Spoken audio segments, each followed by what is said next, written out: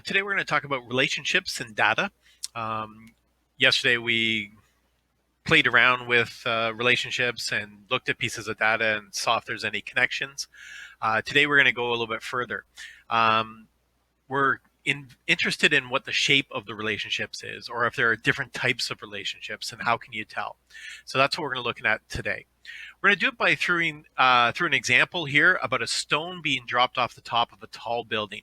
So someone's at the top, they chuck it out there, and two sets of data were recorded. So the first table here, at every second, they're able to calculate the speed of that rock as it's dropping down. The other thing that they're able to calculate every second is the distance, how far it's gone from the top of the building. Okay, so this is two bits of information that we're interested in studying and seeing if there's any difference between the relationship between time and speed and a different relationship between time and distance, and compare them and see what we can tell. So one of the things you'll probably notice is the pattern that's going on here. So you see at 0 seconds, it's 0 speed. 1 second, it's 10 meters per second. 2 seconds, it's 20 meters per second. At 3, it's 30, and so forth. It's a very predictable pattern. Okay, what we're going to do is investigate the rate of change, how the speed changes every second. So you look at it, and going from 0 to 10, it's a change of 10. Going from 10 to 20, it's a change of 10. This is something called the first difference. The first difference is something we're going to calculate a lot today. And so it calculates the change going from here to here. So naturally, if we're going from 0 to 10, the way you can do that is subtract where you are minus where you were. So if I'm going 10 meters per second now, and I used to be going 0 meters per second, then that's 10 minus 0, and that's the change of 10. Similarly, if I'm now going 20 meters per second and I used to be going 10, I can subtract 20 minus 10 and I get that the change is 10. So that's why this is called first difference, because you're actually subtracting the one you're on minus the one before it. Now, I don't imagine we have to actually do this written part out every single time, because I think you can do it a little bit in your head. 30 minus 20 is 10. 40 minus 30 is 10. We don't actually have to write that down. And 50 minus 40 is 10. The other way you can imagine is the first difference also describes how much it's going up by. And you see it goes up by 10, up by 10, up by 10, up by 10, up by 10. So the first differences are all 10. Okay, so that's something called the first differences on this relationship. And there obviously is a connection between the speed and time, and it's described in a certain way. Let's look at this other relationship. There's a connection between the distance that it's fallen and the time. And let's try and calculate the first differences for this.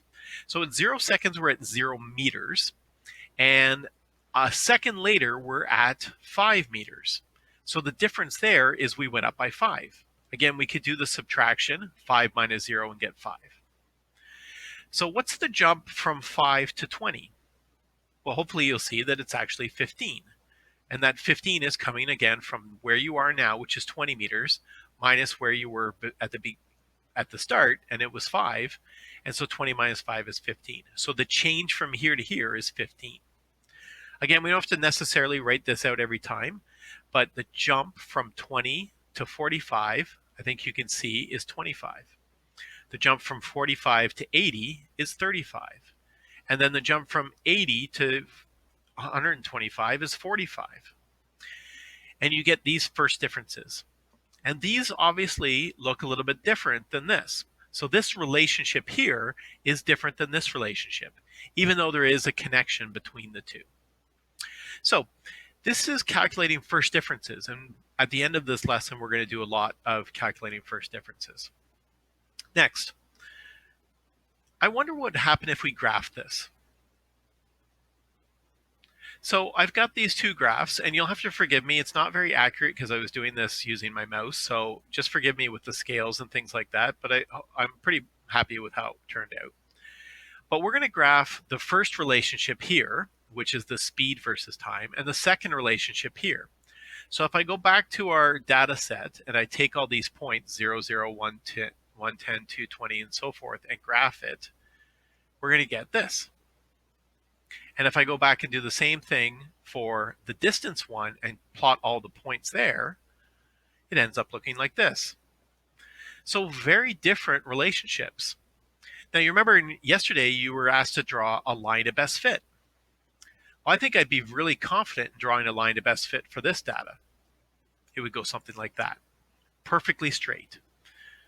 But could you draw a line of best fit here? Well, sure you could, but it'd be very difficult to do, and it doesn't really represent this pattern. I think you can see that there is some sort of pattern going on here, but it's not a straight line. I think the pattern for this might look something like that. Okay, like a curve instead of a straight line. So these two relationships end up being very different. This one, you can draw a line of best fit, and this one, you can draw a curve of best fit. So the line of best fit, if you can draw a line of best fit, we call these relationships linear. Linear being like a line. And if it's not a straight line, what we're going to call them right now is nonlinear, not a straight line. Okay? Now, you can see that this actually makes a nice curve, and there is a pattern in this data. But this pattern is a grade 10 pattern. Okay? It's actually called a quadratic. But we're not going to be studying these types of patterns this year. We're going to save that for grade 10. But what we have to be able to do is tell if the data or the relationship that we're studying, if it's a linear one or a nonlinear one. Because if it's a linear one, we can study it and do some more stuff with it in grade 9. But a nonlinear one, we can't be as confident about using that data. So, what are some of the advantages of linear relationships, which is this one, and nonlinear relationships? Well, the first thing you can see, there's a big difference here about the first differences. You see in this case, the linear one goes up by tens. Because if we look back at our graph, this graph is going to go up by 10, up by 10, up by 10, and it's going to follow that straight pattern, up by 10, up by 10, up by 10. Imagine steps in your house. If you go over 1, you go up 10. Over 1, up 10. Over 1, up 10. It creates this very straight line. The same's not true for this. If you go over 1, you go up a little bit. The next time you go over up, you go up a little bit more. The next time you go over, you go up a little bit more. The next time you go up, you go up a little bit more. The next step you go up a little more and more and more. This is a very different set of stairs. This is a straight set of stairs. These would be like small steps, and the steps getting bigger and bigger and bigger and bigger. This is a difficult pattern to really predict. And if you look at the graph, or sorry, at the tables, we could see those differences by just looking at the first differences. 10, 10, 10, 10, whereas these jumps are 5, 15, 20, 35, 45. I know there's a pattern here, and that's a grade 10 pattern. But this one is our grade 9 linear pattern. And we can have confidence in this. To the point that I can actually make predictions on this one with a lot more confidence than I can in this one. So for example, if I wanted to predict what the speed of this stone would be at 6 seconds, I think you all would agree, and with confidence, that the speed would be 60. But would you have the same confidence about what the distance is after 6 seconds? Well, we might be able to follow a pattern and make a prediction, but it's not quite as easy as this grade 9 pattern. Okay? And it's difficult to tell what 6 seconds would be. I think it would be, I don't know, 180 maybe, but I have less confidence in this than I do in that. So for linear relationships, you can actually make equations to model this. So go back to this. What do I do to 3 to get 30? And what do I do to 4 to get 40? And 5 to get 50? Well, it's pretty easy. I multiply by 10. So I can make a little equation for this, saying that the speed is 10 times the time. Can you make a similar easy step? Well, what do I do to get 2 to get 20? Well, that's times 10. But does that pattern work for here, 3 times 10? No. So what do I do to 3 to get 45? I don't know. What do I do to 4 to get 80? I don't know. What do I do to 1 to get 5? Well, here I have times 5, but that pattern doesn't hold true here. Here it's times 10. Do I do times 20? Nope, that doesn't work. It's very difficult to come up with an equation for this nonlinear situation. It's much easier to come up with equations for linear relationships. So this one, you could say something like this, S equals 10t, where S is the speed and t is the time. Because it's a linear relationship, we can do things like this. We can even describe it in words. The speed is 10 times the time. But we can't do that with that nonlinear relationship. And in linear relationships, you can make predictions really confidently. So like 4.5 seconds. Well, I think if we look here, I could say confidently what 4.5 seconds is. It goes up by tens. So if I go from 4 to 5, that's only halfway is 4.5. So halfway between 40 and 50 is 45. With confidence, I can say that the speed is going to be 45. Could you do that with distance? Definitely not. It's not halfway in between 80 and 125, the distance, because the pattern isn't a straight line. It'd be really hard to guess what that number is. I don't know, is it 100? Perhaps, but I can't say confidently. You can really visualize this on the graph. At 4.5 seconds, I can confidently go over and say it's 45. But here at 4.5 seconds,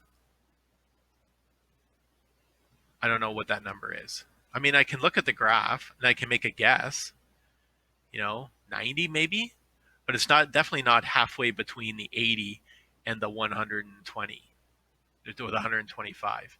It's definitely not halfway in between there. I was guessing something like halfway in between being 100. Well, it's actually less than that. I don't have that confidence in this nonlinear one. Okay. But if it's linear, you can do stuff like this. You can use our equations, our algebra. At 4.5 seconds, t is 4.5. You plug that in, you get 45 seconds, just like we predicted. Or you could put in your 75 for s, divide both sides by 10, and get that it's 7.5 seconds. All of these can be done confidently with linear relationships, but not so much in nonlinear. So in general, what we're discovering here is if you notice that the first differences are the same, that means the relationship is going up by the same amount and the jumps are all the same, that the relationship is linear. But if the first differences are different, then the relationship is nonlinear. They don't jump up by the same amount, so it won't result in a straight line. So we're going to explore this on a little bit more abstract scale. Instead of looking at the example that we just looked at with the stone dropping, we're going to take it a little bit more abstract. So in this situation, we could say that the time is actually represented by an x and the speed is represented with a y. And we can just do this for any type of relationship, regardless of whether it's a real life scenario or maybe an x and a y that we don't know, where we can take this table and calculate the first differences and predict whether the relationship is linear or nonlinear, regardless of whether we know what the relationship is all about. And that's what this second part of this video is all about. So we're going to complete this worksheet, and you might be interested in opening up the assignment right now and opening up the worksheet that we're going to fill in. This is totally up to you. You can watch this video and then fill in the worksheet after, or you could try and do it at the same time. We're going to be answering the first few together, and then I'm going to let you do the bottom half on your own. Okay? So if you'd like to open that now, you could. You could pause the video and have the two side by side, or you can fill this all in later. So let's go back to what we're doing. I'm going to do it by hand here, and then go and fill it in on our worksheet in a moment. So we're going to look at this abstractly. So this x and y, it could be time and speed or distance or something, but it doesn't matter. All we care about is this relationship, is the data represented a linear or a nonlinear one? Now there's two rules. When we're comparing first differences and calculating first differences, the x's must go in order. So if they're all scattered about, you can't tell what the jumps are. Okay, you have to be able to have it in order. And the x's must go up by the same amount, preferably ones. Okay, if they don't go up by the same amount, the jumps won't make sense. So let's look at this one. We're going to calculate the first differences. So remember, you can do it by counting the jumps or by doing the subtraction. So here you see that we're at 6 and we used to be at 3. I think it's safe to say that you know that that's a jump of 3. But what's the math you actually do? 6 minus 3 to get 3. But I'm not going to write that out every time.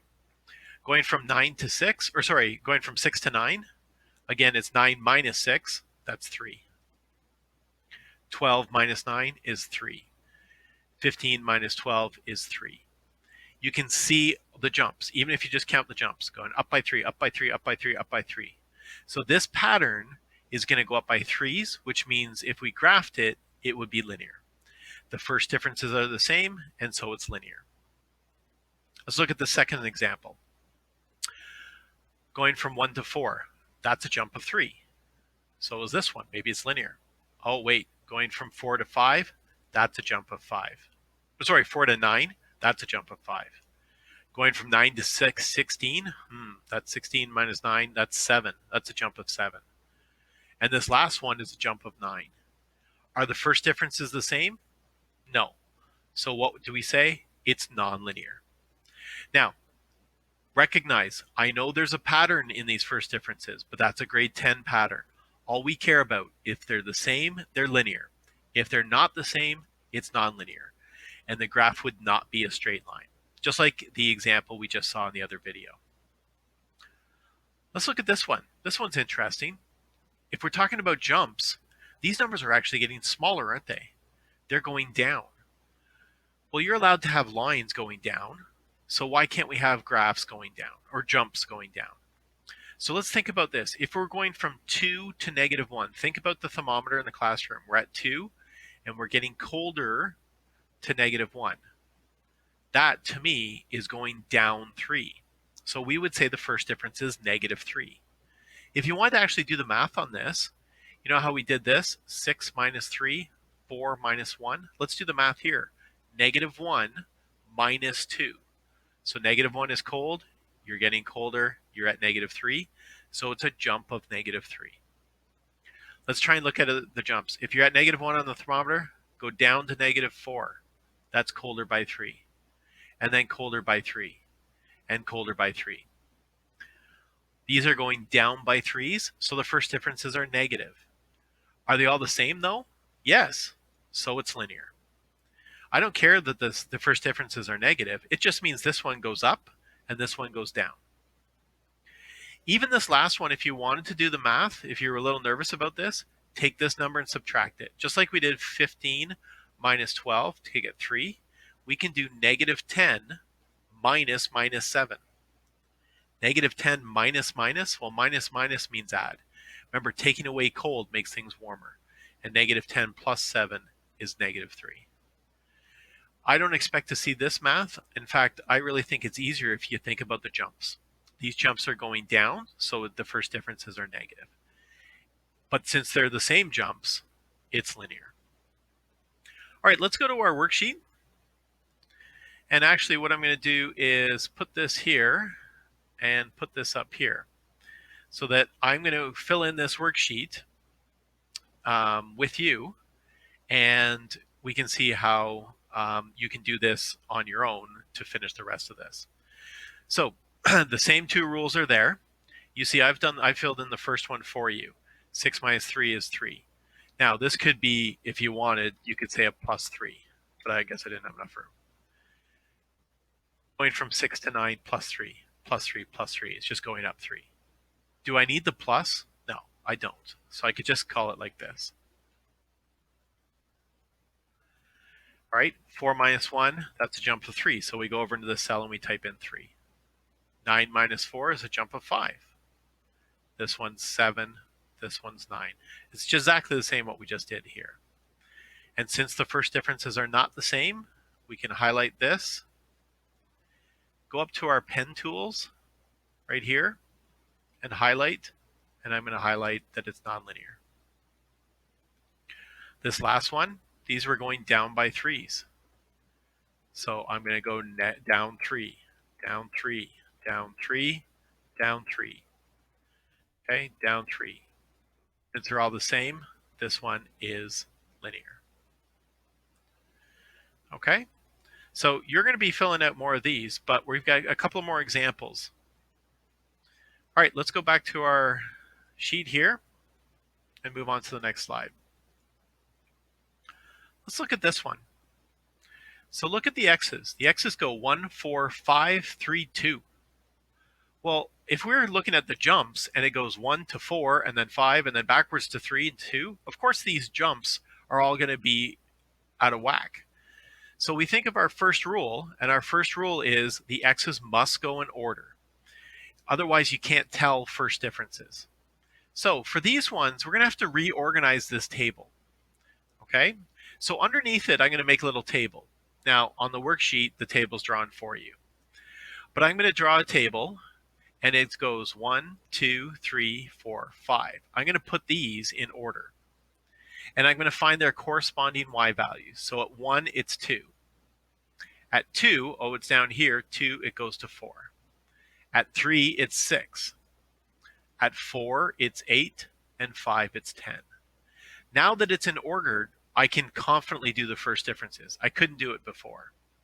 What's the jumps? Going from 2 to 4, that's a jump of 2. From 4 to 6, jump of 2. 4 to 6 to 8, jump of 2. Jump of 2. So this one is linear. If you had calculated first differences here, this is jump of 6, jump of 2, down 4, down 2. Well, of course the jumps are all out of whack because the x's are out of whack. So you need to put them in order before you can calculate the first difference. Let's do the same thing for this one. This one, well, they are in order, but it's easier if we have them going up. Then we can count the jumps easier. So the 1 is the 10. Oh, sorry, 1 is 10. 2 is 8. 3 is 6. 4 is 4. 5 is 2. Now we have a better idea of what the first differences are doing. This relationship is actually going down. You see how the 10 goes to 8 and then goes down to 6, down to 4, down to 2. So these are going down by 2s, down 2, down 2. So the first differences are all going down 2. Are the first differences all the same? Yes, they are. So what does that mean? This is a linear relationship. Again, we need to put it in order and have it in order to calculate the first difference. What about this next one? Well, this goes 2, 4, 5, 6, 8. They're in order, but the second rule states that the x's must go up by the same amount, preferably go up by 1s. So if the x's don't jump on the same ones, how could we check the y values? So we have to make sure they go up by the same amount. So again, we're going to have to reorganize this. So I've drawn a new table here. I've got the 2, and then I've got a 4, and then I've got a 5. Interesting. What I'm missing is a 3. And then it goes 5, 6 I've got. Do I have the 7? No, I've got an 8. But I'm going to have to include that 7 so that it now goes up by the same amount. If I'm looking at my data then, 2 is a 9, 4 is a 17. I have to figure out what that number in between is.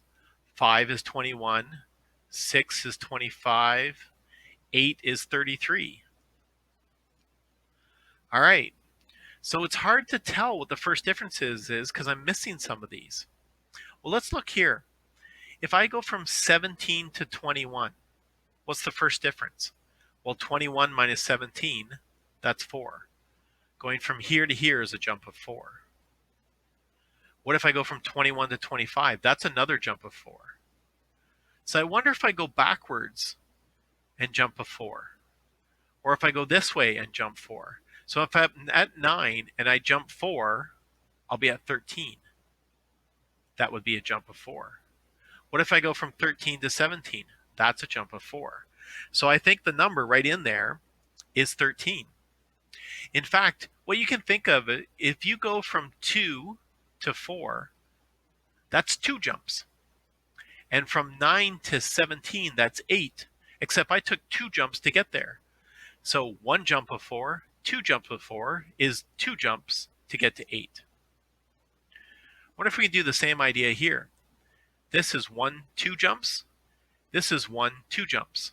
What's the difference between 25 and 33? Well, 33 minus 25 is 8. but I took 2 jumps.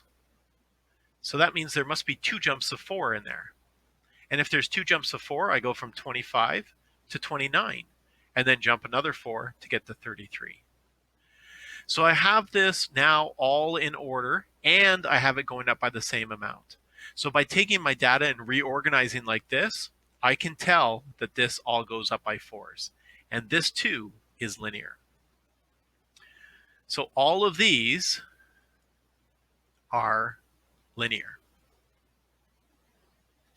Now, let's go back to our chart and fill in these second ones then. So the first example here, I've already done for you.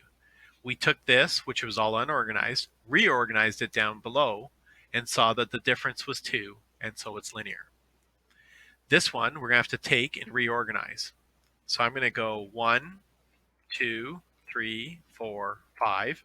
I don't need any of the extra spaces. And this goes 10, 8, 6, 4, 2, just like I reorganized over here.